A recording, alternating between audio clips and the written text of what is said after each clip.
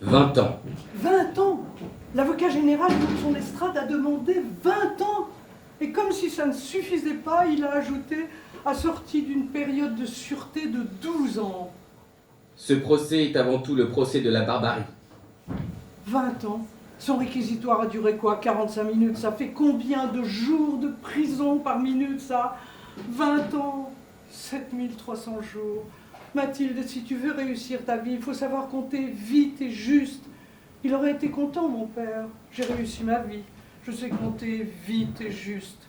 7300 jours divisé par 45 minutes, ça fait à peu près 160 jours. Un peu plus de 5 mois de prison par minute de réquisitoire. Mais c'est bien payé. Cette femme n'appartient plus à notre civilisation. Elle s'en est exclue. 20 ans. J'ai peur. Pour la première fois depuis mon agression, j'ai peur. Pourtant, je n'ai pas tremblé quand il a fallu régler leur compte à ces deux salopards.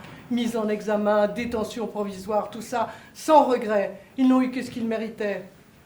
Mais là, j'ai peur. Un monstre froid, calculateur, incapable de repentir et privé de conscience. 20 ans.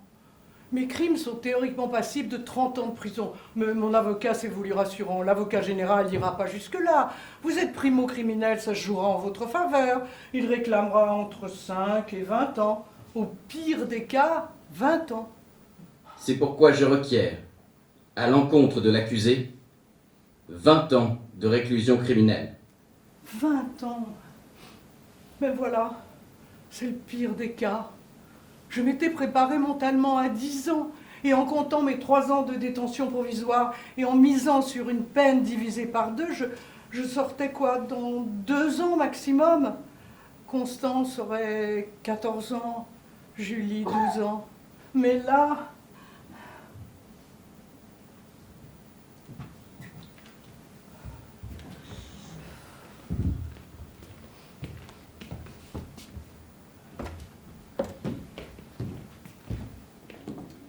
Madame Mathilde Collignon, avez-vous quelque chose à ajouter pour votre défense?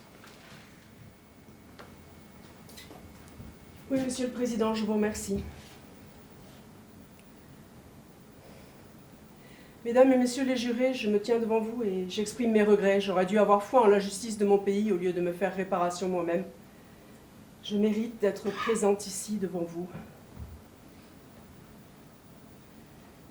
Depuis 2 ans et 7 mois, je suis en prison, vous le savez. 1000 jours. Vous avez tous été malades une semaine, malades à ne pas pouvoir sortir de chez vous, et vous avez pu mesurer ce que représente la privation de liberté pendant 7 jours. Moi, depuis 1000 jours, je suis séparée de mes 2 filles. Vous imaginez ce que c'est de ne plus voir ces enfants qu'au parloir? Est-ce que je mérite d'être plus sévèrement encore punie pour mon acte? C'est à vous de décider. Mais en vous prononçant, souvenez-vous, s'il vous plaît, que je n'avais rien demandé, moi. Je n'avais jamais fait de mal à personne avant de croiser la route de ces 2 hommes. Je me suis retrouvée au mauvais moment, au mauvais endroit. J'ai été agressée. Et j'ai réagi mal, je le reconnais. Vous pouvez me condamner, j'y suis prête. Mais en me condamnant, vous condamnez Constance et Julie, mes 2 filles, qui grandiront sans leur mère. Je vous remercie. Mesdames et messieurs les jurés, nous allons nous rendre dans la salle de délibération. L'audience est suspendue. On a tous une idée déformée de la justice. On n'est pas dans un film, on est dans la vie. Dans ma vie. Et puis on n'est pas en Amérique, on est en France et ça change tout. Ici, un jury est composé de 6 personnes tirées au sort parmi la société civile et de 3 magistrats professionnels, le président et ses 2 assesseurs. Ah, le peuple est souverain, certes, mais il a semblé bon aux législateurs qu'il soit guidé par la présence de magistrats lors de la délibération. Mon avocat m'a expliqué que la présence des juges de métier au sein du jury a une influence considérable. Les jurés ont du mal à se considérer comme légitimes, ils sont écrasés par le décorum, ils n'osent pas contredire la parole des magistrats.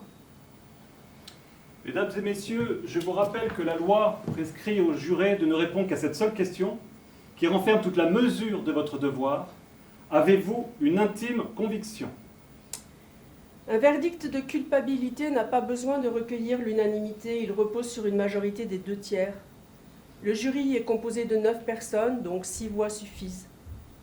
Les 2 avocates des parties civiles savent bien que le président et ses 2 assesseurs auront à cœur de faire respecter le droit. Ils feront pencher la balance en faveur de la culpabilité. Il leur suffit de convaincre 3 jurés pour atteindre la majorité qualifiée de 6 voix. 3 jurés sur 6 et je serai condamné. Une formalité. Avant de commencer, je dois vous préciser que la Cour statue sans désemparer. C'est-à-dire qu'il est impossible de relire la transcription d'un témoignage, revoir une photo ou demander à vérifier un élément dans un rapport. Monsieur le premier juré, veuillez prendre place à côté de moi, je vous prie. Les autres, vous pouvez vous installer où vous voulez.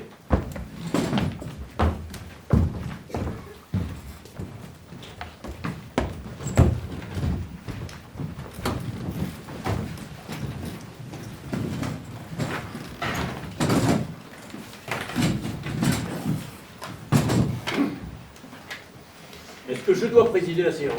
Non, vous regardez trop la télé. Ah. Ne vous inquiétez pas, vous n'êtes pas le seul. Votre fonction ne procure en réalité que peu de prérogatives. Au moment des votes, c'est vous qui comptez les bulletins. C'est tout. Pardon, je ne voulais pas.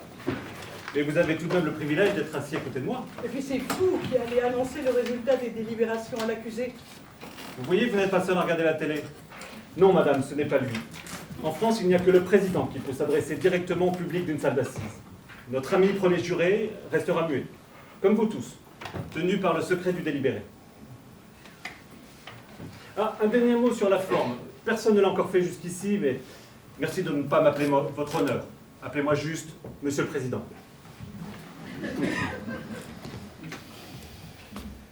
J'aime le sexe. Je devrais pas dire ça. Ça est à croire que je ne retiens aucune leçon.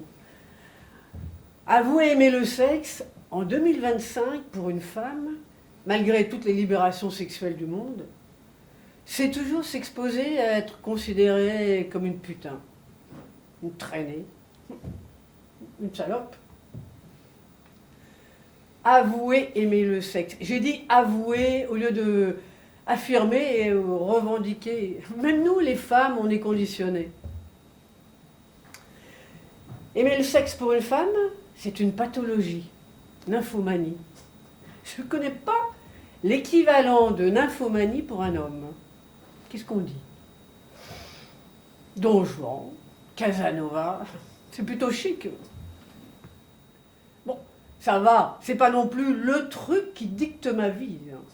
J'aime le sexe comme j'aime un bon repas, une chouette expo, 1 heure de course à pied. Et voilà. Je suis encore en train de me justifier.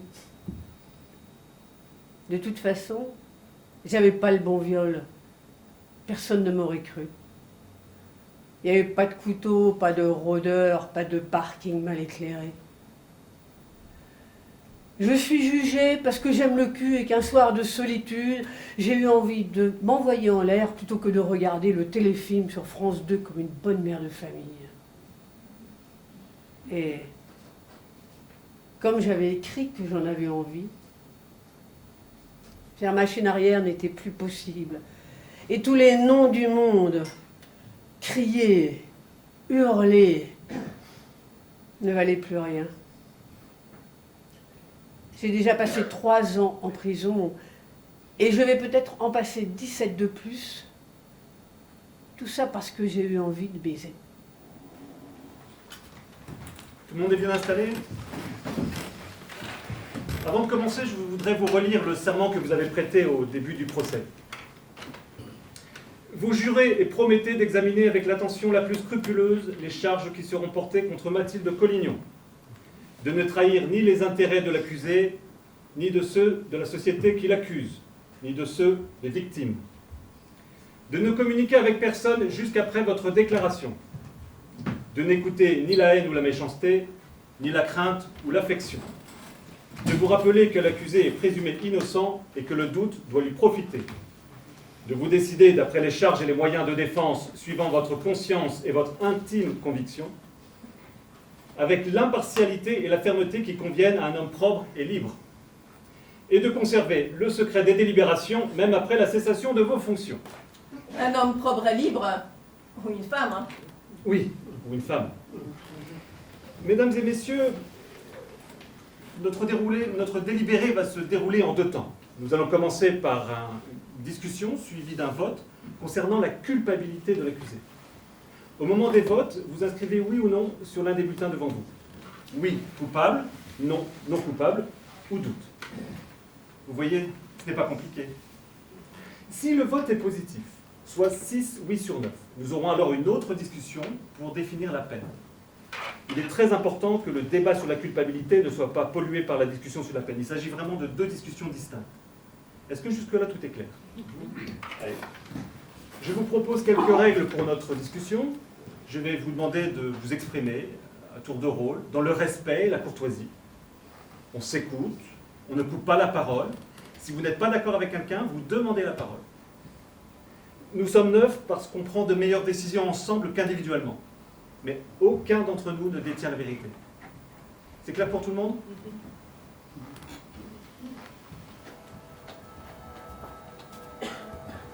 J'en peux plus. Ça vient juste de commencer et déjà j'en peux plus. Combien de temps ça va durer? Il paraît qu'un délibéré dure rarement plus de 2 heures, sauf s'il y a plusieurs accusés ou qu'ils ont un casier important, parce que du coup, il faut répondre à plein de questions. Mais dans mon cas, une seule accusée, 2 victimes, enfin victimes, il faut le dire vite, hein. Et surtout un seul acte criminel, ça devrait aller vite, hein. Il y aura 3 questions. Suis-je coupable d'actes de torture et de barbarie? Si oui, ces actes de torture et de barbarie ont-ils entraîné une mutilation ou une invalidité permanente, ce qui constitue une situation aggravante? Enfin, au cas où le jury ne me déclare pas coupable d'actes de torture et de barbarie, suis-je coupable de violence volontaire avec préméditation ou guet-apens ayant entraîné une mutilation ou une invalidité permanente? Le président a estimé qu'il me faisait une faveur en offrant au jury la possibilité de requalifier l'acte de torture et barbarie en violence volontaire, passible de 10 ans de prison au lieu de 30. J'ai oublié de vous dire merci. Il faudrait peut-être que je lui envoie une boîte de chocolat, non? Ah, c'est vrai, il a ajouté, avec préméditation pour que la peine passe de 10 à 15 ans. Il ira se gratter pour les chocolats. Une dernière précision avant de commencer notre premier tour de table. Les actes de torture et de barbarie ne sont pas décrits avec précision dans le code pénal, ce qui laisse une grande marge d'interprétation. Dans ce domaine, la jurisprudence... Tout le monde sait ce que c'est, la jurisprudence? Oui, moi je sais. Oui, je crois que je sais, mais je veux bien qu'on nous réexplique juste pour être sûr. Je vais vous aider, mesdames et messieurs les jurés, ne vous fatiguez pas, il n'y a rien de compliqué là-dedans. Mathilde Collignon est coupable. Voilà, oui, je vous les concède. Coupable, oui. Violence volontaire, je préférerais, si vous voulez bien, disons, 5 ans. C'est bien 5 ans, dont 2 avec sursis, on n'en parle plus. Mathilde Collignon est libérée, l'audience est levée, générique de fin. Parce que sinon, 20 ans, dont 12 incompressibles, c'est pas possible. La jurisprudence, c'est l'ensemble des décisions déjà rendues par des tribunaux sur un sujet donné. Cela nous éclaire pour prendre une décision. Vous avez compris? Oui, je crois que je savais déjà, en fait. Bon, je dirais, je m'appelle Laurence. Laurence Mauduit. Je suis agent communal à la ville de Rennes, je m'occupe des espaces verts. Alors, attention, je ne suis pas jardinière, hein, c'est plutôt moi qui gère l'équipe. J'ai pas d'enfant, c'est le drame de ma vie. Dieu a préféré que je m'occupe des autres plutôt que de m'occuper de moi, je dirais. Alors du coup, je suis bénévole à l'association Sourire d'enfants. C'est une association, je dirais, qui s'occupe d'enfants handicapés. Je voulais pas être tirée au sort. Quand j'ai entendu mon nom, j'ai marché très lentement vers le président pour, je dirais, bien laisser le temps aux avocats de dire récuser. Mais ils l'ont pas dit. Donc, dans la jurisprudence, les éléments les plus souvent retenus pour caractériser les actes de torture et de barbarie sont la cruauté, la sauvagerie, la volonté d'accomplir des actes d'une gravité exceptionnelle et le désir de faire souffrir la victime. Qui veut prendre la parole et nous donner ses premières impressions?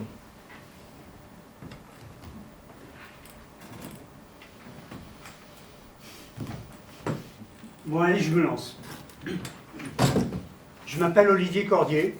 Je suis responsable du service client d'une entreprise d'entretien de chaudière à Saint-Grégoire, pas loin de Rennes. Je suis célibataire, sans enfant. J'ai pas le temps en fait, parce que je travaille trop. Quand j'ai reçu la convocation pour venir ici, j'ai eu peur. Une lettre recommandée, c'est toujours des emmerdes. En plus, avec le drapeau bleu, blanc, rouge, je pensais que c'était une lettre des impôts. Remarquez, c'est pas mieux. Mon employeur n'était pas ravi que je sois absent pendant 15 jours. Il m'a donné l'autorisation parce qu'il n'avait pas vraiment le choix. Et puis, sans compensation salariale. Du coup, je dois me contenter de l'indemnité journalière de 87 € par jour et de l'indemnité de perte de revenus professionnels de 10 € de l'heure. Mais ça ne couvre pas ce que je perds. Cette histoire, ça va me coûter au moins 400 €. Moi, je pense qu'elle est coupable. Elle a avoué son crime en garde à vue. Elle a confirmé que c'était bien elle en procès. Et d'ailleurs, la seule chose que réclame son avocat, c'est de la clémence. Oui, elle a 2 enfants, peut-être qu'elle a mérite notre clémence. On n'est pas ici pour être clément. On est ici pour être juste. Oui, on est là pour rendre la justice, et la clémence peut faire partie de la justice. Oh, mais on s'en fiche de ses enfants. S'il vous plaît. Mon avocat ne voulait pas que je parle de mes enfants. Je ne l'ai pas écouté. Dans mon acte de contrition, je devais regretter d'avoir voulu me faire justice moi-même plutôt que de m'en remettre aux institutions de mon pays et regretter la douleur immense causée aux parties civiles. Bon, ça, c'était un peu trop me demander. Continuez. En tout cas, son avocat n'a pas demandé un acquittement pur et simple.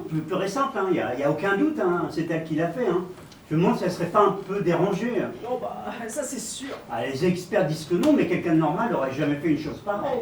Elle serait allée direct à la police. Moi, je comprends qu'elle ait eu la rage après ce qui lui est arrivé. Je comprends qu'elle ait eu envie de se venger. Mais de là à faire ce qu'elle a fait, non, vous ne trouvez pas? C'est pour ça que je me demande si elle n'est pas un peu folle. Non, si je peux me permettre, monsieur, nous devons absolument partir du principe qu'elle n'est pas folle. En France, on ne juge pas les fous, monsieur. Les conclusions de l'expert psychiatrique sont formelles. Aucune abolition du discernement au moment des actes qui sont reprochés à l'accusé. Je m'appelle Paul Delorme, je suis juge aux affaires familiales et je suis également assesseur dans ce procès. Je n'ai aucune expérience des assises, en revanche je suis incollable sur n'importe quel texte de droit. Donc, je crois qu'elle savait très bien ce qu'elle faisait. Enfin, pardon, je donnerai mon avis personnel plus tard. Merci pour ce rappel, monsieur l'assesseur, effectivement très utile. Et vous avez raison, vous donnerez votre avis personnel plus tard. Je préfère que les jurés partent en premier et que mes 2 assesseurs ne prennent la parole qu'à la fin. Qui veut continuer? Moi, je veux bien. Je suis comme vous, monsieur le juge. Je ne crois pas qu'elle soit folle. Par contre, elle est dangereuse. L'un n'empêche pas l'autre. Je ne vous ai pas coupé, monsieur. Oui, pardon, excusez-moi. Pour moi, elle est coupable. Mais c'est du n'importe quoi. Si ce n'est pas de la barbarie, c'est quoi? Évidemment qu'elle est coupable, elle mérite la peine maximale. Tout à fait. Mais c'est quoi ce délire? Si chacun se met à faire soi-même, c'est le Far West. Je ne veux pas minimiser ce qu'elle a subi. Enfin, ce qu'elle dit avoir subi. Mais même si c'est vrai, même si ces 2 victimes sont des salauds, rien ne peut justifier ce qu'elle leur a fait. Rien.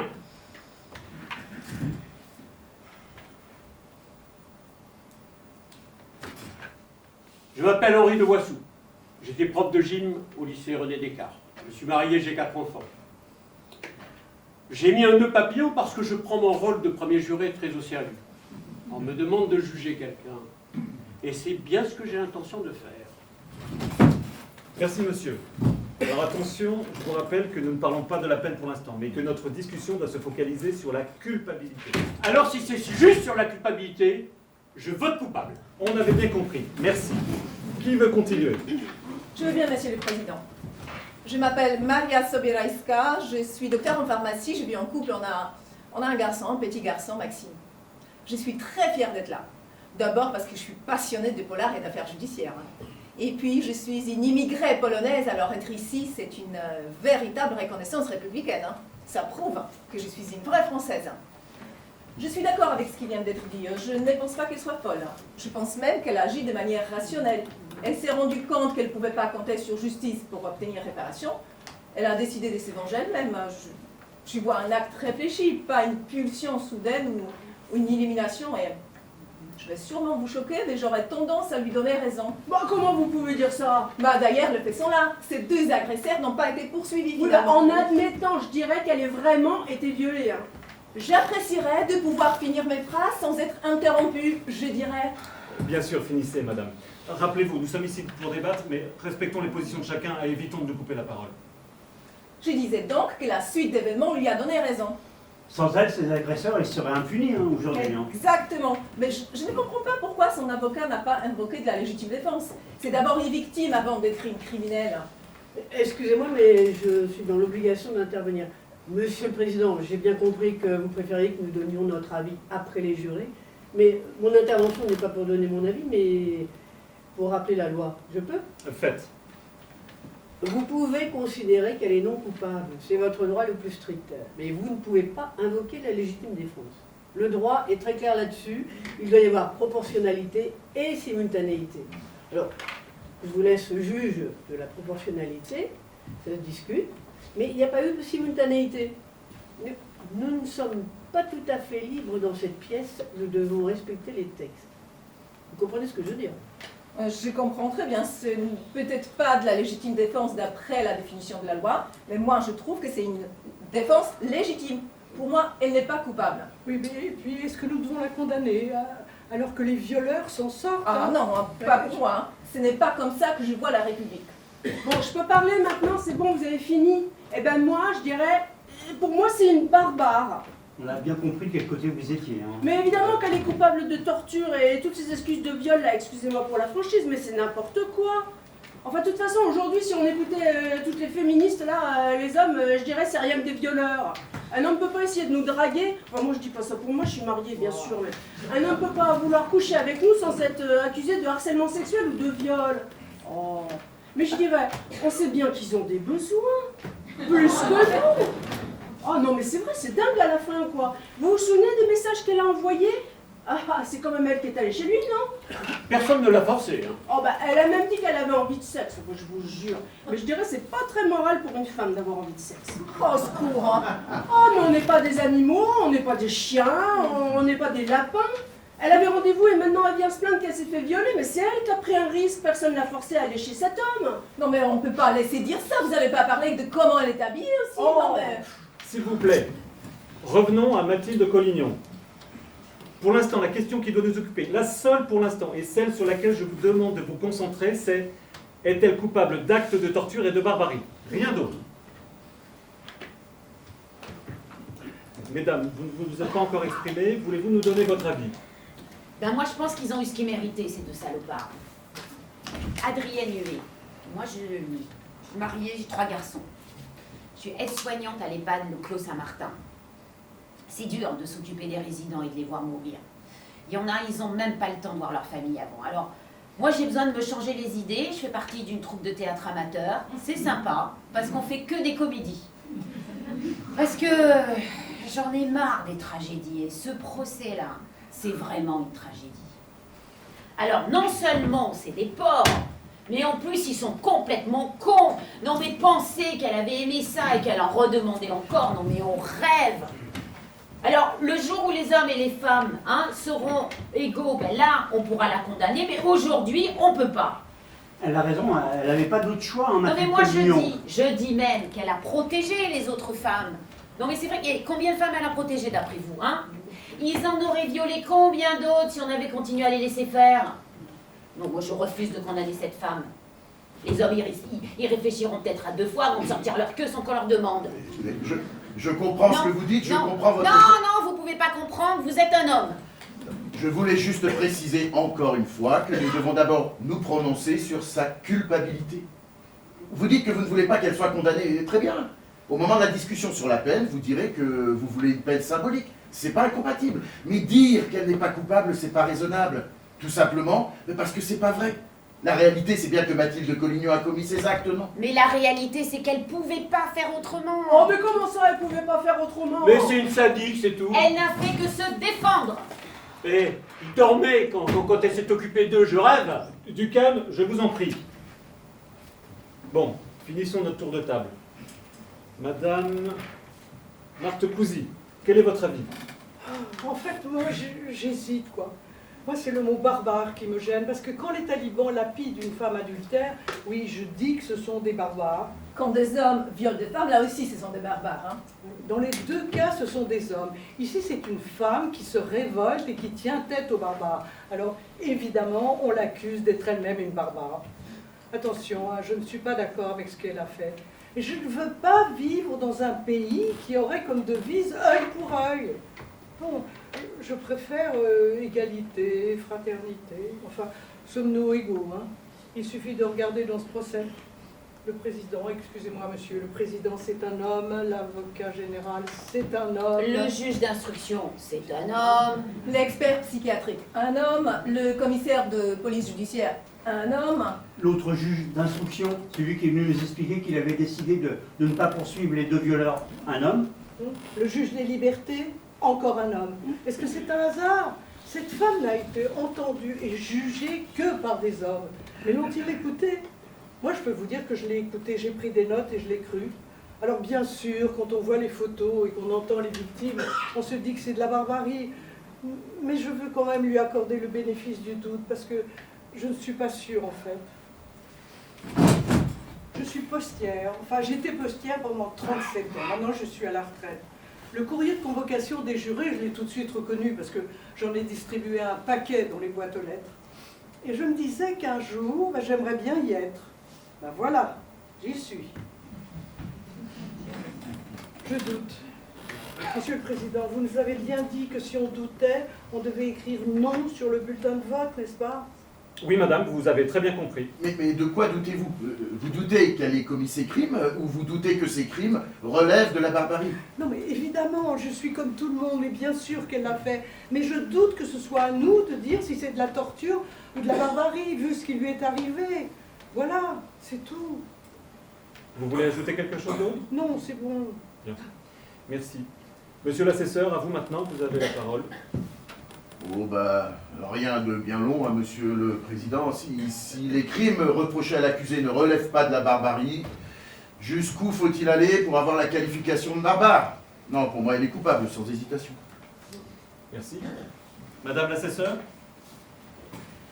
Je m'appelle Laure Borch, je suis juge d'instruction depuis plus de 30 ans. Ce n'est pas la première fois que je remplis ce rôle d'assesseur. On m'a même proposé de présider des assises, mais j'ai refusé. Je préfère le terrain, l'action, les enquêtes, la collaboration avec les services de police, la recherche de la vérité.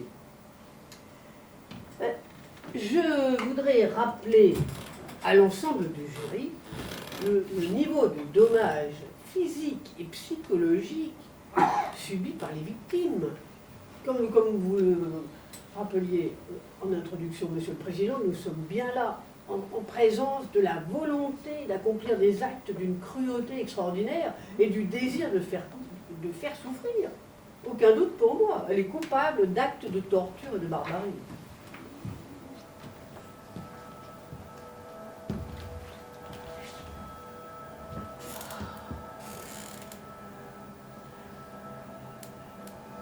C'est long, mon Dieu, que c'est long, ça n'en finit pas.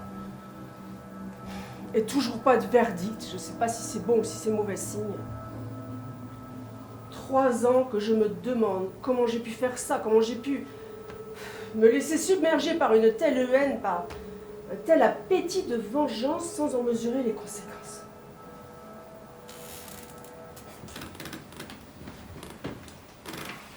À moi de conclure. Eh bien, je dois commencer par vous dire que je m'attendais à un délibéré compliqué, mais je pensais que ce serait au moment de la discussion sur la peine, pas sur la culpabilité. Les 2 interventions de Madame Huet et Madame Cousy me donnent à réfléchir, bien sûr, mais je suis ici investi d'une mission, qui est celle de faire respecter le droit. Comme vous, je conviens que la justice a probablement failli en ne poursuivant pas Jérôme Guichot et Benoît Riol. Comme vous, je suis révolté de les voir libres, car oui, j'accorde foi aux propos de Mathilde Coligny. Quoi qu'elle ait pu dire ou écrire avant ce rendez-vous, quelle que soit la façon dont elle était vêtue, à partir du moment où elle a dit non, c'est ce non qui aurait dû prévaloir. Dès lors que ces 2 hommes n'ont pas respecté ce non et employé la contrainte, alors oui, elle a été violée. Et je comprends que l'émotion soit vive. Mais il faut faire abstraction de l'émotion pour vivre en société. Émotion et justice ne font pas bon ménage. Je ne sais plus qui mentionnait le Far West dans la discussion. C'est moi. Oui, voilà. Eh bien, nous ne voulons pas de cela. Nous avons le privilège de vivre en démocratie, et la démocratie repose sur le respect des lois, que nous sommes ici collectivement chargés de faire appliquer. Tous ensemble. Si j'écoute ma raison, ce que j'ai lu du dossier, ce que j'ai entendu au cours du procès, et la nature même des crimes qu'elle a commis, tout concourt à me convaincre de sa culpabilité d'actes de torture et de barbarie. Est-ce que quelqu'un veut ajouter quelque chose? Ou pouvons-nous considérer que nous sommes prêts à voter? J'ai bien compris qu'on ne peut pas envisager que l'accusée soit folle. Hein. Mais on peut faire preuve de compassion. C'est horrible hein, ce qu'elle a fait. Hein. Je suis d'accord avec madame la juge. Mais quand même, d'abord j'ai l'impression que c'est une femme bien. Elle est gynécologue, elle a choisi de soigner les gens, elle a bien élevé ses enfants, et elle n'a jamais rien eu à se reprocher avant ce crime, non? Dans notre délibéré, monsieur, nous devons disjoindre la commission matérielle de la condition humaine. Et les points que vous venez de relever relèvent de la condition humaine. La personnalité, ce qui a entouré le passage à l'acte. Ce sont des points que nous allons évidemment envisager au moment de la discussion sur la peine. Est-ce que ça répond à votre question? Je crois, oui. Merci. Est-ce que nous sommes prêts à voter? Bien, je rappelle la question. Mathilde Collignon est-elle coupable d'actes de torture et de barbarie? Vous inscrivez oui ou non sur l'un des bulletins. La règle est claire, il faut 6 voix pour la culpabilité. S'il y a 4 non, c'est non coupable. Allons-y.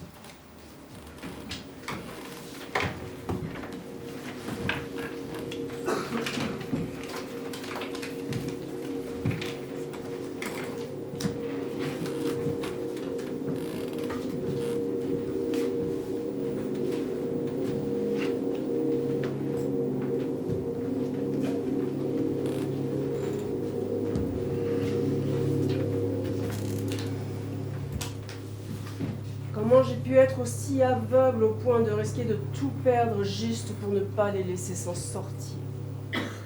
Mais c'était plus fort que moi. Il m'avait piétiné, démoli, exploité. Je pouvais pas laisser passer. Fallait que je leur donne une leçon. Mais je suis qui, moi, pour donner des leçons? Oh, j'aurais mieux fait de rentrer dans le rang comme tant d'autres femmes qui continuent à vivre en cachant leur souffrance. La seule consolation, c'est que j'étais sûre que ces 2 salopards ne seraient pas poursuivis. Ils sont libres de leur mouvement. Bon, un peu diminué, d'accord, mais libres. Monsieur le juré, allez-y, je vous prie, lisez à haute voix sous le contrôle de tout le monde. Oui. Oui. Non. Non.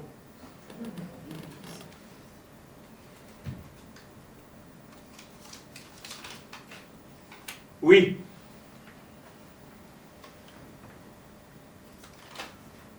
Non. Non. On s'arrête là. Quoi? On a 4 non, on s'arrête là. Il est impossible de réunir 6 oui. Par conséquent, l'accusé est déclaré non coupable du chef d'accusation d'actes de torture et de barbarie. Mais il faut voir les autres votes. Alors, inutile de regarder les 2 derniers bulletins, concentrons-nous plutôt sur... Non mais il faut voter là, c'est du grand n'importe quoi. Qu'est-ce que vous dites? C'est clair, il faut voter à nouveau. Certains ont dû voter en pensant que de toute façon la culpabilité l'emporterait, sans en mesurer les conséquences. Pourquoi on revoterait? Parce qu'elle est coupable, tout simplement. Même elle, elle le reconnaît. Mais vous vous rendez compte, on a une accusée qui avoue. On a affaire à des actes monstrueux, et nous, le jury, décidons comme ça que non, c'est pas de la barbarie. Écoutez, Eh ben, la démocratie c'est bien bon, à condition que le petit peuple vote bien comme on lui dit. Hein. Si Écoutez. le résultat ne convient pas, c'est que le petit peuple il n'a rien compris, il s'est trompé. Hein. Si les femmes se rebellent, qu'elles trouvent que c'est pas de la barbarie, pas de souci, il suffit de retirer le droit de vote aux femmes, Oh, c'est mais ça? arrêtez avec les femmes. Moi, je suis une femme et j'ai dit qu'il fallait revoter. stop, ça suffit. Nous sommes dans une salle de délibéré. Pas dans un meeting ou sur un plateau de télé. Il n'y aura pas de revote et pas de débat après le débat.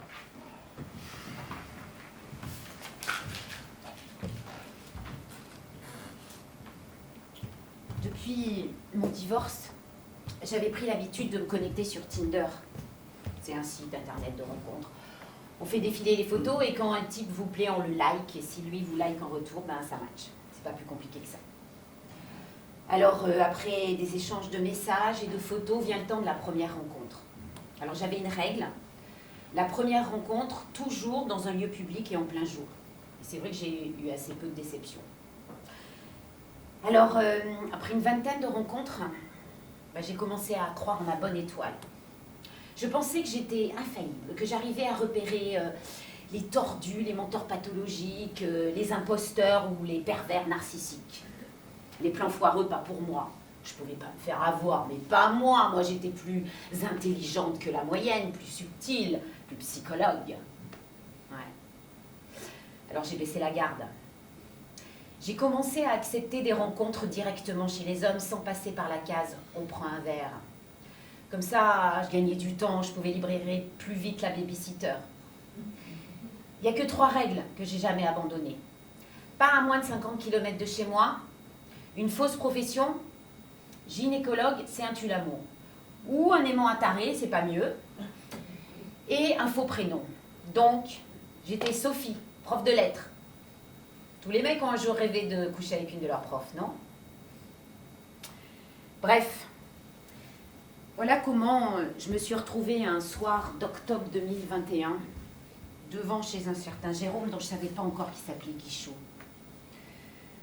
Nos échanges avaient été plutôt chauds, on s'était raconté nos fantasmes. Alors c'était qui tout double, hein, un feu d'artifice ou un pétard mouillé. J'ai sonné, Guichot a ouvert, il a souri. Je suis rentrée. Brun, pommade, cheveux courts. Il ressemblait à sa photo, en un peu plus vieux et un peu plus empâté, grand classique, jusque-là rien de grave. Il me conduit au salon, et c'est là que je l'ai vu, l'autre. Il y avait un autre type dans le salon, une bouteille de gin à moitié vide sur la table basse. Ensuite, tout est allé très vite. Je lui ai demandé qui était ce type. Il m'a répondu que je lui avais bien dit que je rêvais de faire l'amour avec 2 mecs, non? Bah c'est cadeau. C'est cadeau. Il a dit ça. Et il m'a prise par la taille. Je lui ai répondu sèchement qu'un fantasme c'était une façon de s'exciter, que ça ne voulait pas dire qu'on le désirait réellement. Je lui ai demandé de me lâcher, que je voulais rentrer chez moi. Il m'a plaqué au mur en susurrant. Mais oui, c'est ça. Je vais te faire changer d'avis, moi. Laisse-moi faire, tu vas voir. Impossible de me desserrer de l'étau. Son pote s'est levé et je me suis retrouvée entre 2 mecs bourrés bien décidés à me donner ce que j'étais censée attendre. La suite, je l'ai répété 100 fois au flic, au juge d'instruction, à mon avocat, au procureur, à l'expert psychiatrique. J'ai dit non. Je l'ai crié, je l'ai hurlé, je l'ai répété sur tous les tons. Non! Non! Non! Mais personne n'a entendu. Personne n'est venu. Je me suis débattue un temps. Mais ils m'ont forcée à tour de rôle. Et j'ai fini par abandonner le combat, en espérant que ça me ferait moins mal, que je sortirais vivante de ce traquenard. J'ai eu peur pour ma vie, une peur animale, viscérale, paralysante. Ils se sont servis de moi. Je les entendais m'insulter. Leurs mains me frappaient les fesses. Ils m'ont empoignée, brutalisée, forcée. Encore et encore. Ils m'ont sali partout. Un déchaînement de bruit, de violence, de soumission, de douleur, d'odeur, de sueur et de porcherie. Et soudain, le silence.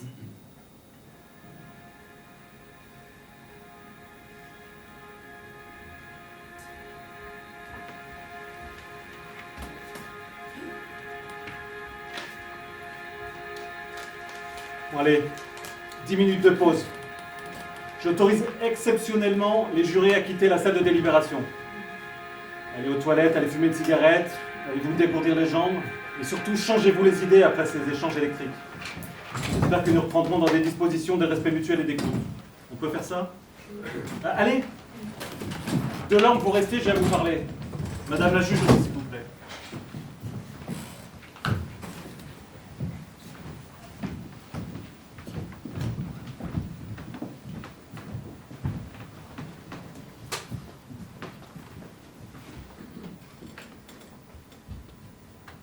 J'étais nue. Je tremblais de froid, de peur, de souffrance. Vite, me levais, trouvais ma robe, mon sac, me tirais partir, quitter cette maison. J'essaye de me lever et là, devant moi, Guichon, un verre à la main. Tiens, Sophie, je t'apportais un verre d'eau.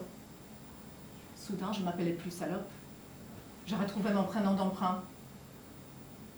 Il attrape le plaid du canapé, me le met sur les épaules. Tiens, il ne faudra pas que tu prennes froid. Et là, il se met à me parler, à me dire que c'était bon, hein, ça valait le coup. Il m'a proposé de prendre une douche. Une douche, comme si on venait de faire l'amour. Je murmure non merci et je m'habille en vitesse. Il m'a regardé m'habiller.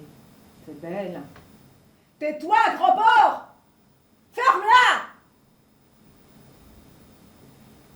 Aucun son n'est sorti de ma bouche. Il m'a proposé de me raccompagner, dans mes rêves. J'ai décliné. Bon bah, à bientôt alors. Je suis allée jusqu'à ma voiture. La douleur me rappelait la violence que je venais de subir. Mes seins, mes fesses, ma bouche, ma vulve, mon anus, mon cou, mes hanches me faisaient souffrir. Tout ce qu'ils ont malaxé, pincé, attrapé, claqué, fouillé, pénétré, souillé. J'ai crié. Je pleurais. J'ai vomi. Je voulais rentrer chez moi, me laver, me purifier de toute trace de ces deux salopards, mais je crois que j'étais d'abord submergée par la rage. Je crois que c'est à ces moments-là que tout a dérapé chez moi. J'aurais dû aller chez les flics, je sais bien, mais avec mes SMS, mon Tinder, mes fantasmes de mecs, je n'avais aucune chance. Je suis rentrée chez moi, j'ai libéré la babysitter et j'ai pris une douche. Une douche, la plus longue de l'histoire des douches. Je lavais chaque parcelle de ma peau au savon, à la javel, au gant de crin. Je savais que je supprimais toute trace de leur dégueulasserie, toute possibilité de recours juridiques ultérieurs. Consciemment ou inconsciemment, en supprimant les preuves, je m'engageais déjà dans la voie sans issue de la vengeance.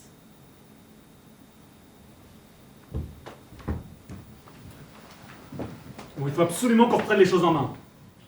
C'est à cause de ces saloperies de réseaux sociaux, hein. Pardon, mais... Vous êtes sur Facebook, Monsieur le Président? Non. Mais sur Twitter, sur Insta? Non plus. Mais tant mieux pour vous. Et tant mieux pour la justice. Vous n'êtes pas influencé par des centaines de tweets et de posts. Mais les jurés, eux, sont intoxiqués par tous ces messages. Liberté pour Collignon, ils l'ont bien cherché. Ou alors, cette fois ça suffit, tous les hommes ne sont pas des violeurs. Non, mais ça devient n'importe quoi. On est censé se forger une intime conviction pendant le procès, ni avant ni en dehors. Mais je vais vous dire une chose. Je tiens à la contribution du peuple à la justice de mon pays. Mais là, le temps des jurés peut être révolu. Et c'est pas possible. Toujours est-il que j'aimerais mieux éviter, aux yeux de l'histoire, que ce soit suite à un procès que je préside, que le législateur finisse par se passer du jury populaire pour confier les clés de la cour d'assises au seul magistrat professionnel. Non mais vous avez raison, Monsieur le Président. Il est temps de remettre de l'ordre dans ce délibéré. Ah, vous faites bien de la ramener, vous. C'est quoi ces sorties de technocrates, là, ce vocabulaire empoulé et cette façon de prendre les gens de haut? Vous avez vu où ça nous mène? Pardon, Monsieur le juge, mais c'est vous qui dirigez ce procès, c'est pas moi. Hein. C'est un peu facile de me tenir pour responsable de la tournure que prennent les événements. J'ai jamais dit ça, mais vous avez réussi à braquer les jurés et à les faire se retrancher derrière leur militantisme. Mais c'est pas la première fois que la politique fait irruption dans une cour d'assises. C'est vrai. Mais il n'est pas question que le procès de Mathilde de Collignon soit à l'origine de l'acceptation de la vengeance comme légitime défense. J'ai laissé ce délibéré m'échapper, mais je compte bien reprendre la main. Alors faites un effort, mon vieux. Bon, allez prendre l'air tous les deux. Et j'espère que vous faites preuve de plus d'empathie aux affaires familiales.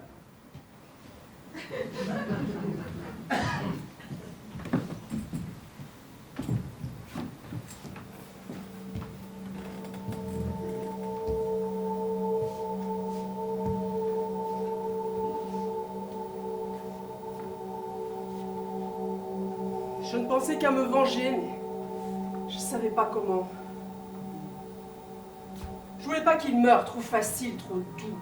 Je voulais qu'ils souffrent chaque jour, qu'ils ne passent pas une heure de leur vie sans regretter leurs crimes. Pendant un temps, j'avais pensé leur tatouer sur le torse « Je suis un porc sadique, un pervers et un violeur. » Ah, mais je suis pas tatoueuse. J'avais aucune idée de l'identité du deuxième homme et je ne voulais pas que ma vengeance se concentre uniquement sur Guichot. Je réfléchissais en boucle quand mon téléphone a bipé.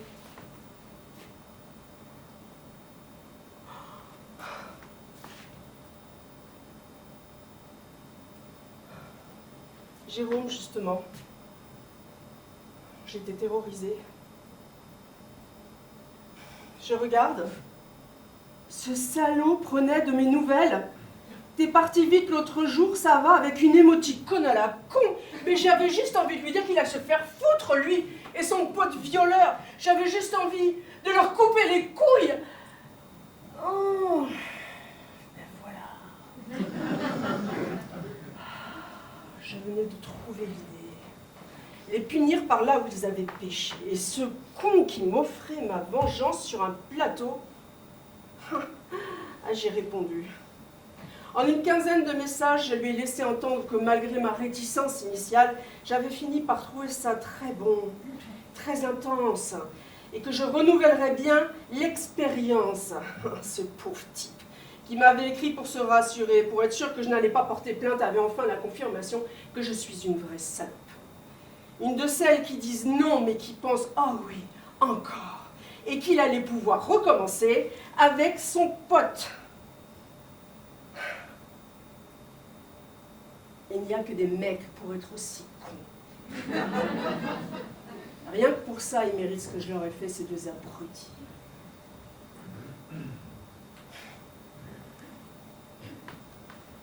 Côté équipement, j'ai tout le matériel à l'hôpital.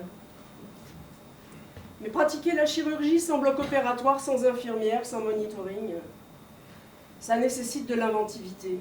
Pas question qu'il me claque entre les doigts à cause d'une hémorragie. Je voulais absolument que Duconté et Ducondé restent en vie, une vie où ils ne pourraient plus jamais jouir. Leur perpétuité à eux. J'ai planifié un nouveau rendez-vous avec Jérôme Guichot et le deuxième homme, dont je savais désormais qu'il s'appelait Benoît Riolle. J'ai apporté une bonne bouteille de vin. J'y avais injecté suffisamment de rohypnol pour endormir un village. Le rohypnol, le GHB, la drogue des violeurs, amusant, non? On a trinqué leur dernier verre d'homme. En moins de 5 minutes, Jérôme Guichot et Benoît Riolle étaient assommés sur le canapé. Je suis repartie à ma voiture pour chercher le matériel. Je les ai allongés sur la moquette du salon, j'ai baissé leurs pantalons, j'ai baissé leurs boxers. J'ai piqué à la xylocaïne un peu partout, champ opératoire, bétadine partout. J'ai pris toutes les précautions nécessaires pour qu'ils n'attrapent pas une vilaine infection. Et j'ai démarré. Pince Kelly pour clamper le cordon spermatique, découpage soigneux des bourses, suture à surjet simple. Et hop, en 20 minutes, 2 castrés. Mais un castré peut encore bander. L'étape suivante était plus délicate. Si je coupais la verge à ras sans compression, ils mourraient en quelques minutes vidés de leur sang. J'ai coupé aux 2/3, le sang s'est mis à couler, il fallait que je fasse très vite. En quelques gestes très précis, j'ai replié la peau de chaque côté de ce qui restait du pénis et j'ai recousu des gros points, des gros fils, du Vicryl 0, des points en X bien serrés. Le sang s'est arrêté.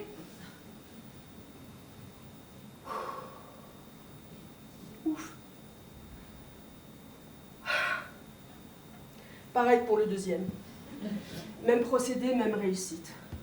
Il leur faudrait une hospitalisation dans les 24 heures pour éviter un empoisonnement à l'UV, mais je savais qu'ils se réveilleraient bien avant. Leur bite, elle ferait désormais moins de 2 cm au repos, et plus jamais elle ne se lèverait. En un peu moins d'1 heure, 2 émasculations propres et nettes. Et puis je suis partie. Avec le regret, malgré tout, de ne pas voir leur tête à leur réveil, lorsqu'ils allaient s'apercevoir que Sophie, la salope, les avait coupés. Oh, les organes sexuels de ces messieurs, je ne les ai pas conservés en trophée, je les ai jetés dans les toilettes et j'ai tiré la chasse d'eau. Aucune récupération, aucune reconstruction possible. Adieu.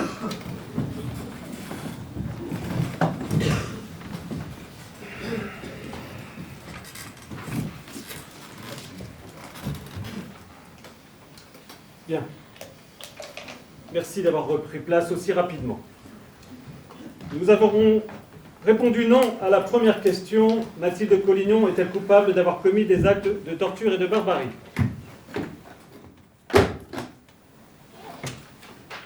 Il s'agit pour nous maintenant de répondre à la question suivante. Mathilde Collignon est-elle coupable d'avoir commis des actes de violence volontaire avec préméditation ayant entraîné une mutilation ou une infirmité permanente sur les personnes de Jérôme Guichot et Benoît Riol dans la nuit du 24 au 25 octobre 2021. Qui veut se lancer? Si vous me permettez, j'aimerais partager avec vous la façon dont j'aborde la réponse à cette question. Mathilde Collignon a-t-elle exercé des violences sur les personnes de Jérôme Guichot et Benoît Riol? La réponse est oui. Si couper les testicules et le sexe d'un homme sans son consentement préalable n'est pas considéré comme un acte violent, qu'est-ce qui est violent? Ensuite, on nous demande si ces violences ont été exercées d'une manière volontaire. Bon. À moins d'avoir glissé sur un bistouri et en essayant de se rattraper, d'avoir malencontreusement positionné des pinces pour éviter une hémorragie pile au bon endroit, je pense que là également, il est raisonnable de considérer que ces violences étaient volontaires. Et pour la préméditation, j'applique le même raisonnement. Ce n'est pas par hasard que l'accusée s'est retrouvée chez eux avec du matériel médical et qu'elle a été prise subitement d'une irrépressible envie de castration. Ou alors, avouez que les victimes ont vraiment joué de malchance.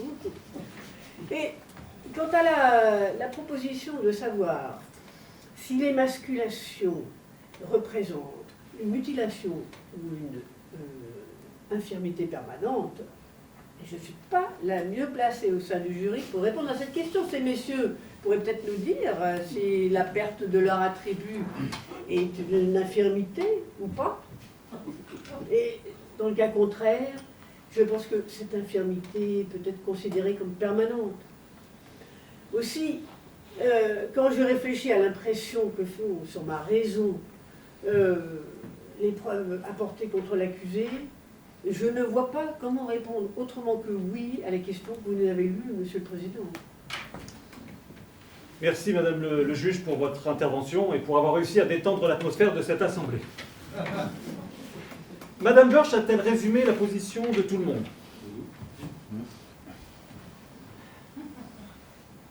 Nous allons donc voter. Alors, juste avant, est-ce que quelqu'un conteste le fait que les actes commis par l'accusé relèvent de la violence volontaire?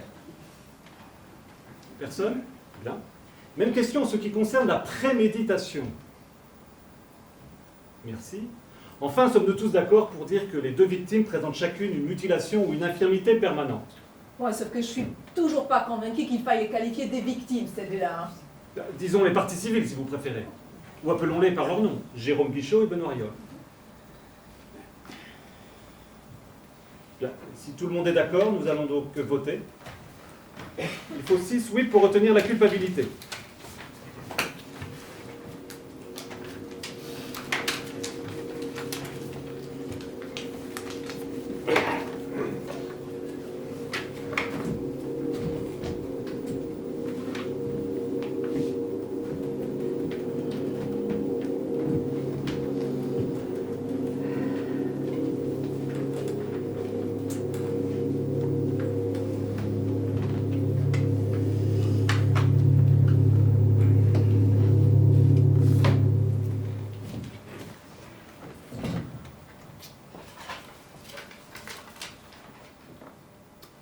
Oui.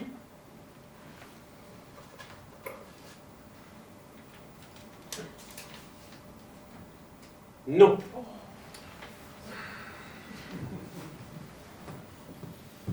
Non. Je ne comprends pas. Personne n'a exprimé de désaccord. Et en voilà déjà 2 qui votent non, sans s'exprimer, ni argumenter, ni débattre. Bon, continuez. Oui.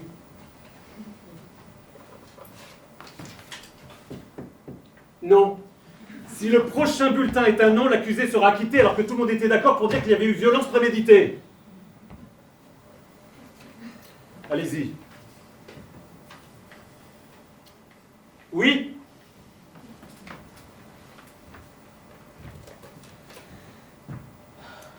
Oui.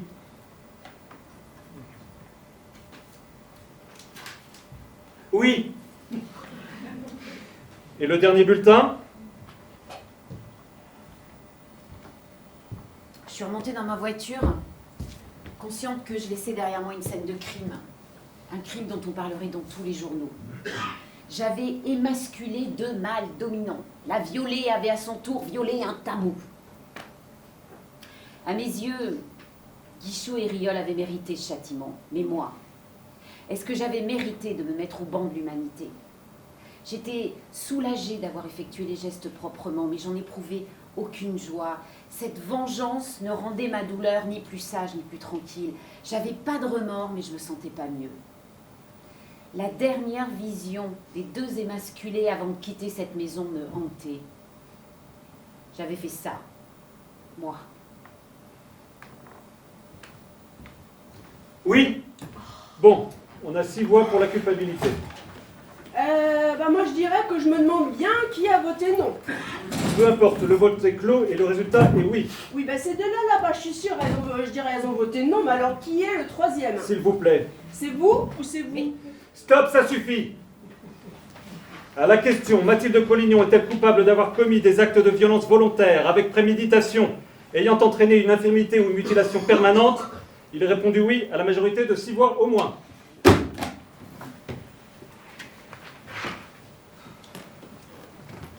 Nous devons maintenant nous interroger sur la peine à appliquer.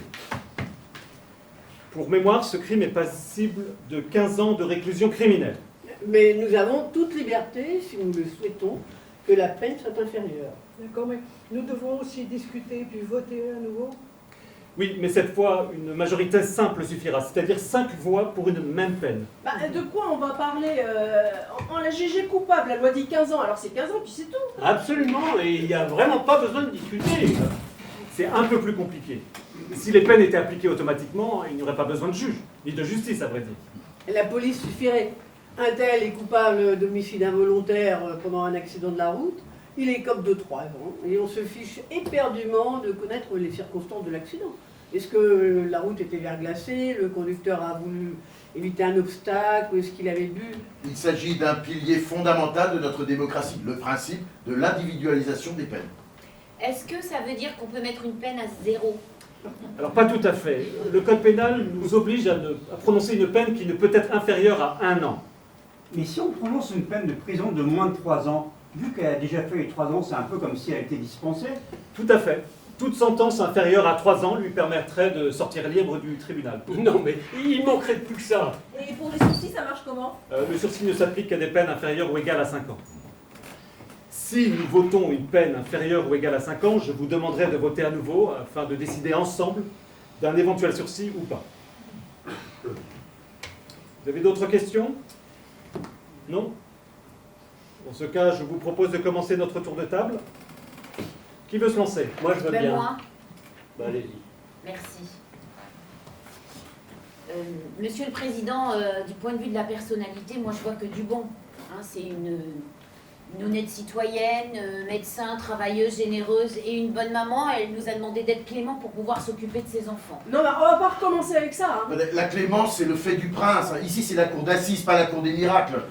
Merci, monsieur l'assesseur, pour votre intervention, dont une fois de plus, on se serait passé. Si tous les criminels qui ont des enfants étaient acquittés, bah, nos gosses, ils seraient plus jamais en Mais sécurité. enfin, c'est une femme bien. Bah oui. Bah, du point de vue des circonstances, évidemment, le crime est horrible, ça. Bah C'est oui. vrai. Bah oui, le mobile est clair. Elle a subi un viol et elle a estimé que ces violeurs devaient être punis. Que si elle ne le faisait pas, personne ne le ferait à sa place. Bon, moi, je pense pas qu'elle soit un danger pour la société, Monsieur le Président. Elle commettra pas d'autres crimes. Oh, je me demande bien, est-ce que vous pouvez en savoir? Elle doit lire dans une boule de cristal. Mais enfin, mais laissez-la parler. Merci. Elle a déjà été assez punie. Moi, je serais pour le dispositif dont a parlé monsieur tout à l'heure, là, une condamnation symbolique, 3 ans, voire moins, comme ça elle retrouvera vite ses filles. Eh ben moi, je serais moins angélique que vous. Si je reprends votre logique, quand je regarde sa personnalité, c'est une femme qui enchaîne les rencontres comme on enfile les perles, Et obsédée par le sexe. Moi, je suis pas sûr qu'on puisse la qualifier de mère modèle. Mais comment vous pouvez dire des bêtises Non mais pareilles? dites donc, je vous ai pas insulté, moi. S'il vous plaît, madame, chacun parle à son tour et surtout, on ne s'invective pas. Alors, parce qu'une femme ose mener sa vie sexuelle comme elle l'entend, elle est légère, immorale, et on oublie que c'est une mère aimante et une professionnelle appréciée. Et je peux finir, s'il vous plaît. En tout cas, moi, j'aimerais pas que ma femme, elle aime le sexe comme l'accusé. Eh bien, vous ne devez pas vous amuser tous les jours, hein. C'est pas ce que je voulais dire. Ne vous inquiétez pas, on avait compris le fond de votre pensée. Parce que ma femme, des fois, elle peut être olé olé. Hein. Et olé olé comme il faut. Hein. D'ailleurs, une fois, elle a voulu... Oui, si on revenait à Mathilde Collignon. Sur les circonstances du crime, maintenant. Eh bien, je suis pas sûr, moi, que c'est une femme qui va pouvoir accepter ce crime horrible qu'elle a fait. Je suis pas certain qu'on puisse la qualifier ni de mère modèle. Non.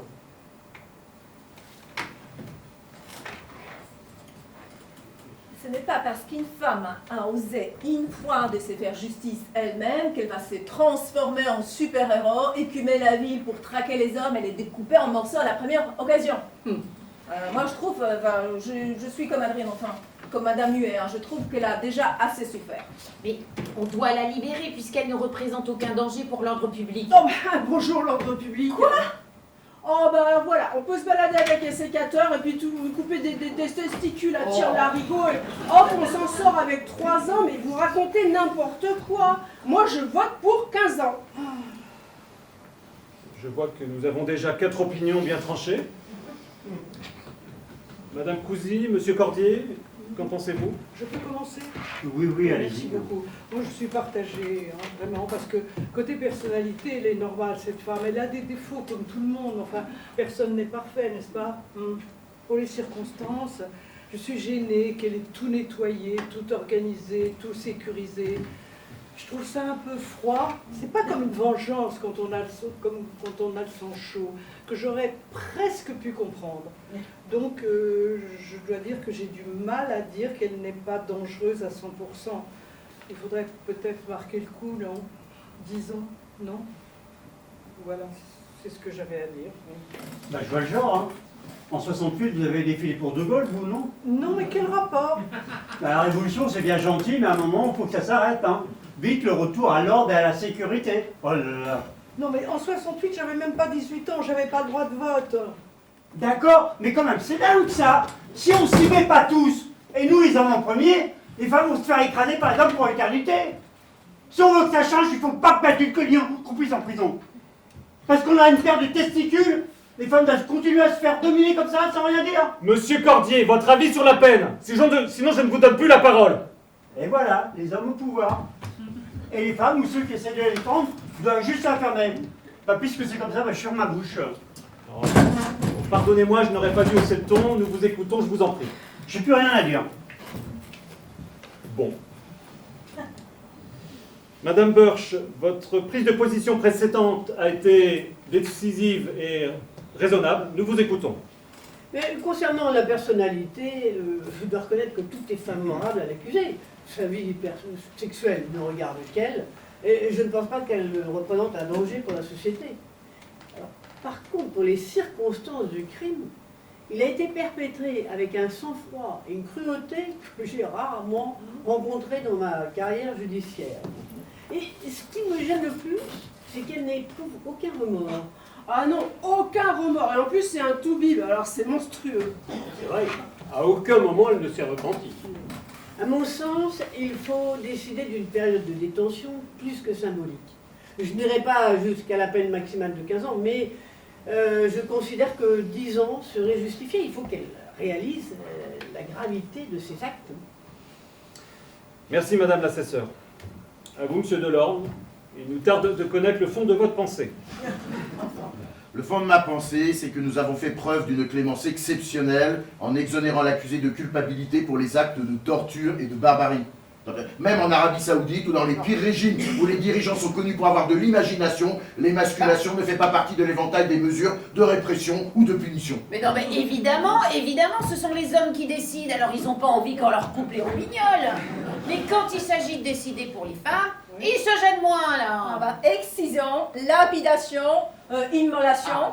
Quant aux circonstances de l'infraction, je ne vois pas en mon âme et conscience comment nous pourrions ne pas appliquer la peine maximum. Je voterai donc pour 15 ans.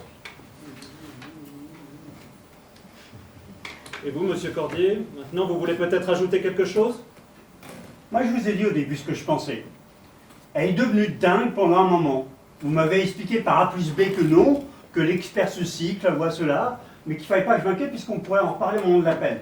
Ben là, on est au moment de la peine. Oui, mais côté personnalité, elle est quand même nickel, cette femme. Écoutez, les circonstances, moi, je vois un coup de folie, un truc exceptionnel qui ne va jamais se reproduire. Personnellement, moi, je souhaite une peine avec sursis. Elle aurait une épée de Damoclès au-dessus de la tête, hein. C'est sûr, elle se tiendrait à carreau. Mais pourquoi ils sortent pas ces jurés? Je veux finir par devenir folle, moi. Ah. Non, non. Impossible, c'est l'expert qui l'a dit. Il a été formel à la barre.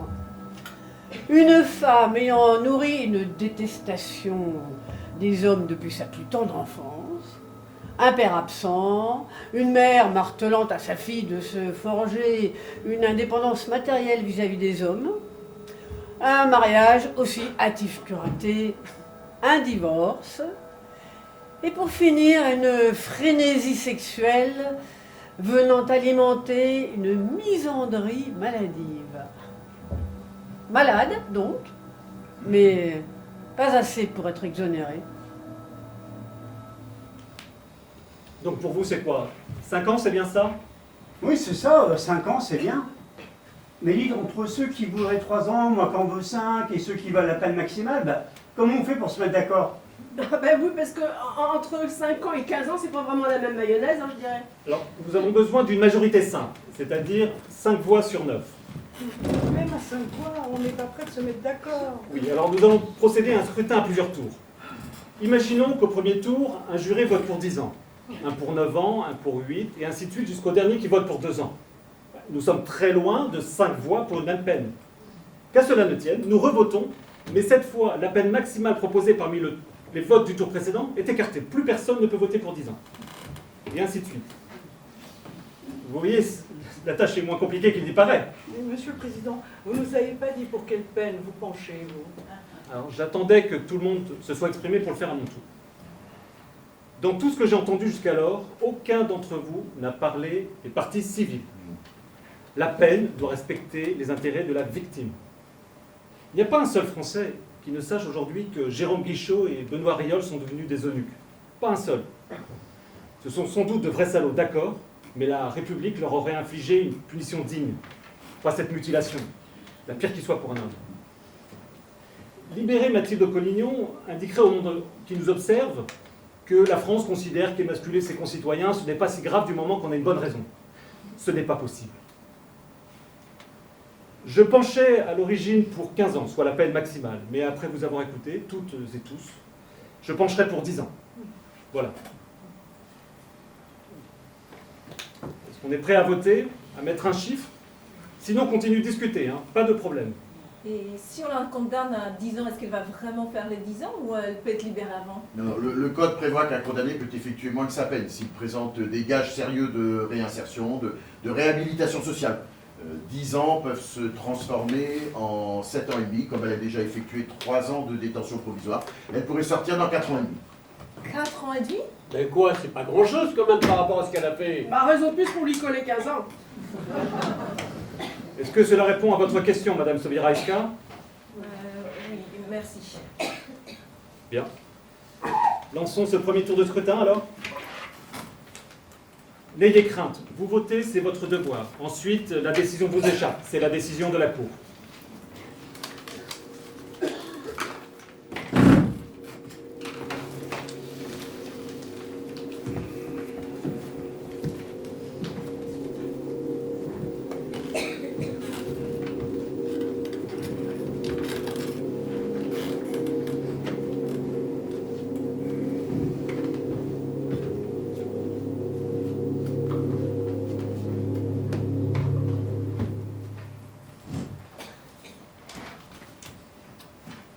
Quinze.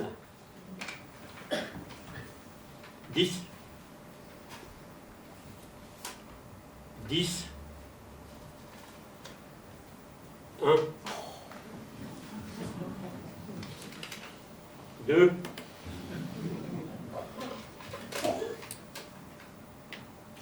5. 10.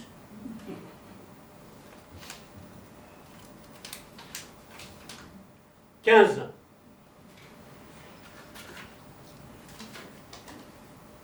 15. 5. Pardon. 5. Bien, cela fait 2 bulletins à 15 ans, 3 bulletins à 10 ans, 2 bulletins à 5 ans, 1 bulletin à 1 an et 1 bulletin à 2 ans. Je vous rappelle qu'il faut 5 voix avec la même peine. Oui, bon, bah ça va finir sur 10 ans, voilà. Les deux qui ont voté 15 ans vont descendre pour rejoindre ceux qui ont voté 10 ans, puis ça fera bien 5 fois à 10 ans, et puis mon Dieu, on n'en parle plus. Ça ne marche pas comme ça. Même si votre logique est bonne, il faut revoter jusqu'au bout. Eh ben, on a vraiment du temps à perdre.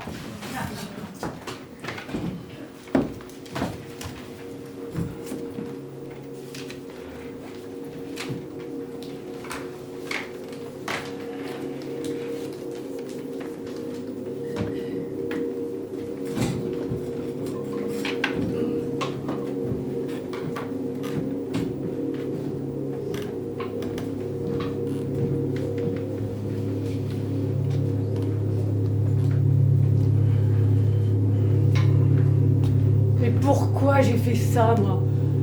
Pour prouver quoi? À qui? Mais ils étaient insignifiants, le Guichot et le Riol, avec leurs petites bites et leurs couilles, ils se le sont toujours autant sont. Pourquoi j'ai fait souffrir mes proches? Et pour quel résultat? Et comment j'ai pu croire que la vengeance guérirait ma souffrance? Mais pardon, pardon. Le résultat du deuxième vote est... Un bulletin à 14 ans. 4 bulletins à 10 ans. 2 bulletins à 5 ans. Un bulletin à 2 ans. Un bulletin à 1 an. Bon, bah je dirais que ça serait bien que le bulletin de 14 ans descende directement à 10 ans pour qu'on fasse pas tous les votes entre 13, 12, 10. Vote suivant, si vous voulez bien, à moins que quelqu'un ne veuille dire quelque chose. Moi, Ben oui, votons. je veux bien dire quelque chose. Nous vous écoutons. Ce que je m'apprête à vous dire, je ne l'ai jamais dit à personne. Ni à mes parents, ni à mon mari, ni à mes enfants, ni à mes amis, ni à mes collègues, enfin à personne. J'ai été violée à 23 ans dans le premier hôpital où je travaillais.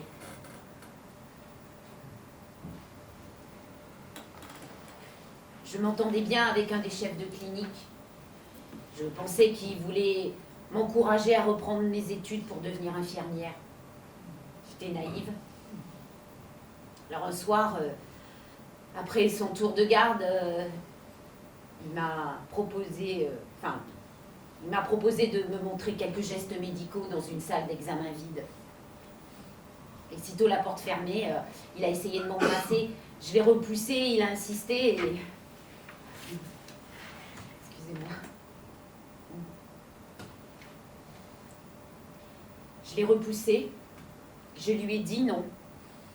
Il s'est énervé.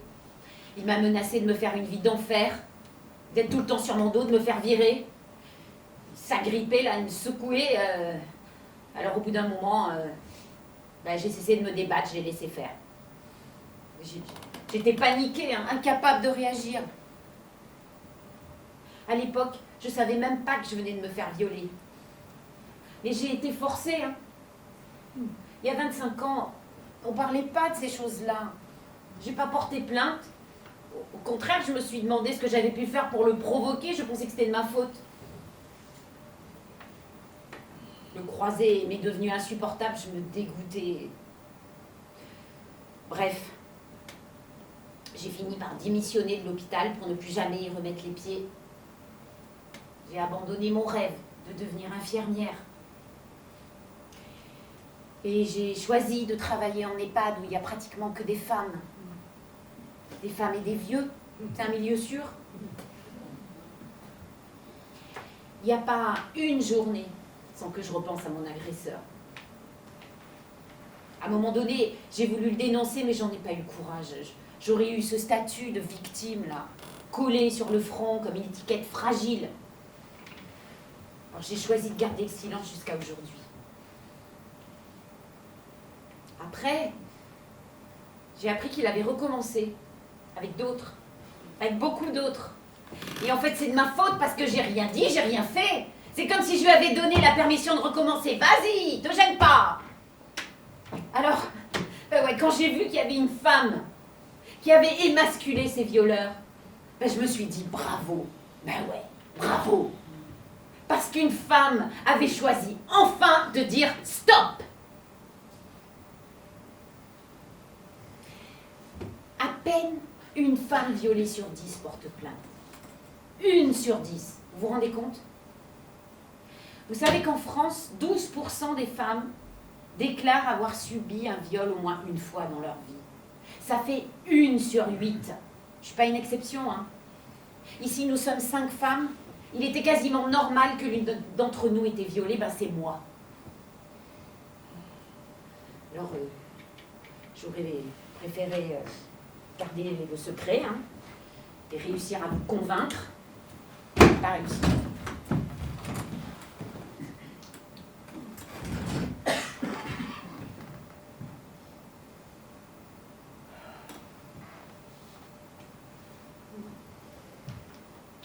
Une femme sur 8. Mais vous vous rendez compte, une femme sur 8?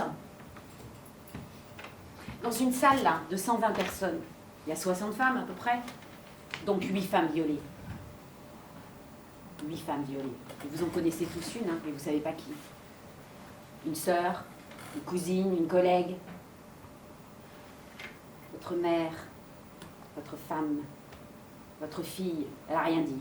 Comme moi. Elle a continué à vivre sa vie, mais pas la même. Des fois, elle pleure sans que personne sache pourquoi, même 25 ans après. Elle essaye d'oublier. Hein. Elle ne peut pas. Elle est marquée au fer rouge.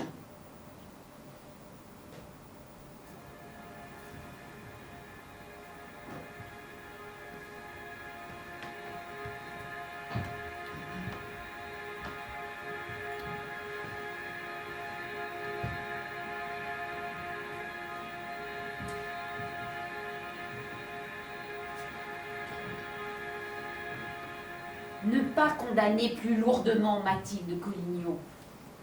C'est pour une fois, enfin, une seule fois, prendre le parti des femmes. C'est pas dire que la vengeance est légitime, c'est pas bafouer la République.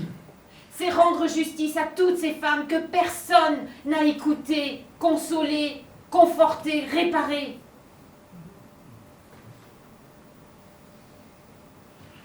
Le viol nous brise de l'intérieur.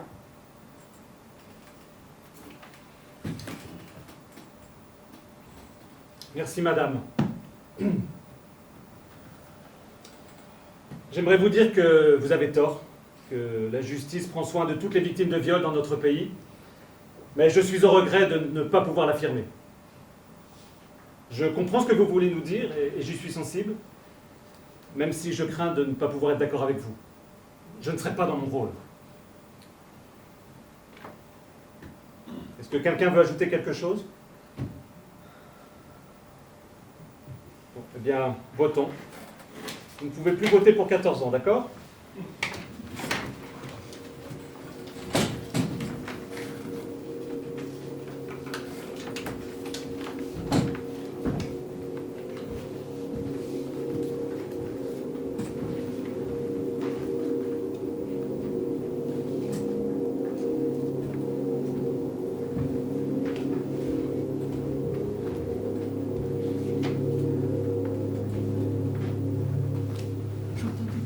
J'entendais pas. Mais on vient me chercher. Ça y est, c'est fini. Non, attendez, n'ouvrez pas la porte, attendez, je vous en prie.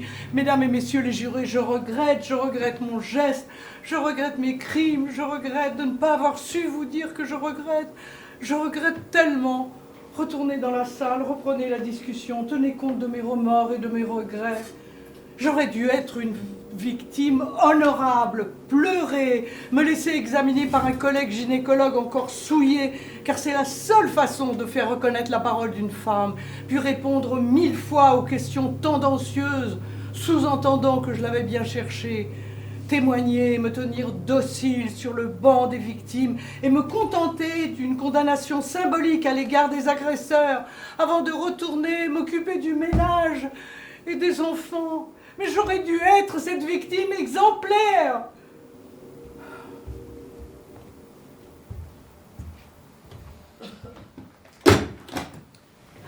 Voilà, on en reste là, ce qui clôture notre délibéré.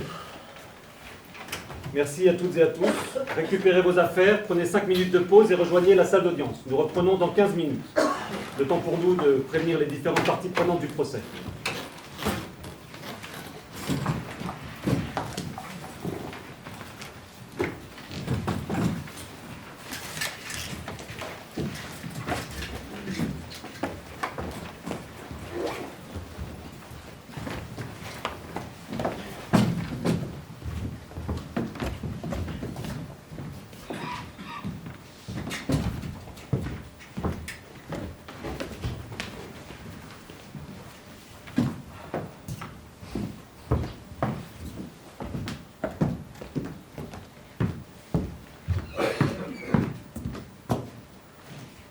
Je m'appelle Clément Largeron. Je suis le président de la cour d'assises. Tout le monde se moque de mon prénom dans les couloirs du tribunal. Clément. Pour un juge, ce n'est pas l'idéal. Pourtant, ils le savent bien que je ne le suis pas, Clément. J'ai simplement une haute idée du droit que je place au-dessus de toute autre considération. Je ne suis ni cruel, ni sans cœur, je suis juste. Et je n'ai pas honte de le dire, je suis raide comme la justice. Le droit prévaut. Continuez à bafouer le droit, laissez l'opinion juger à l'emporte-pièce à coups de tweets et de posts, et vous récolterez à coup sûr le chaos et la dictature.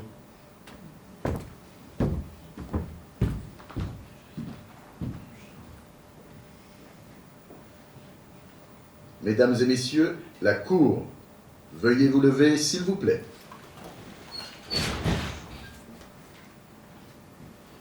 Vu les réponses aux questions posées et les dispositions des articles 132-18 et 132-24 du Code pénal, dont lecture ont été données par le Président, la Cour et le jury, après en avoir délibéré, conformément à la loi, condamnent Madame Mathilde Collignon à la peine de 5 années de réclusion criminelle. En outre, la Cour et le jury disent à la même majorité qu'il sera sursis à l'exécution d'une partie de cette peine, la dite partie étant fixée à 2 ans. En conséquence, La Cour ordonne la remise en liberté immédiate de Madame Mathilde Collignon.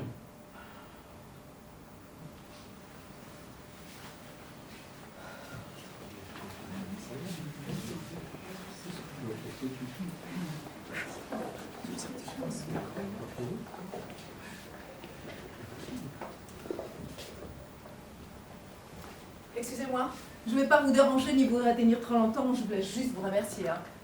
Vous avez été formidable. Sans votre courage, sans votre témoignage, jamais Mathilde Collignon n'aurait été libérée. Je ne peux même pas imaginer tout ce que vous avez subi, mais au moins ces cauchemars auraient profité à une autre femme toutes ces années plus tard. Vous pouvez être fière de vous. Ce que j'ai subi? Bah, votre agression, vos 25 ans de silence, tout ça. Ah, ça. Voyez-vous, le destin a parfois besoin d'un petit coup de pouce. Les hommes sont prévisibles, vous le savez bien. Il fallait juste les aider, leur offrir une excuse. Un coup de théâtre, en somme. Comment? Vous voulez dire que... Non, je ne peux pas les croire. Vous avez vraiment fait ça? Mais je ne vois vraiment pas de quoi vous voulez parler. Allez, bonne soirée.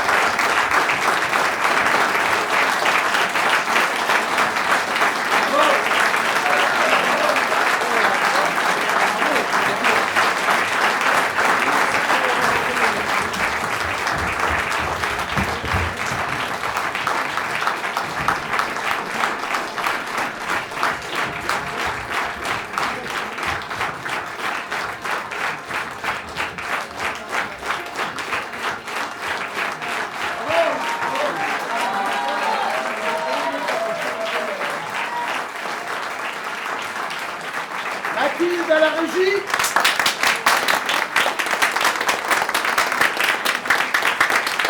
Michel Benedou, à la mise en scène.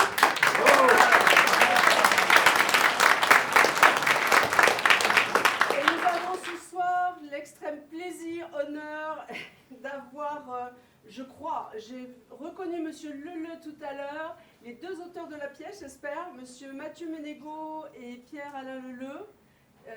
Voilà, on peut les applaudir très très fort.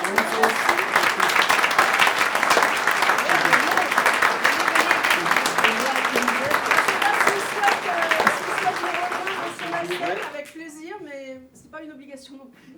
Venez, venez, venez, venez, venez.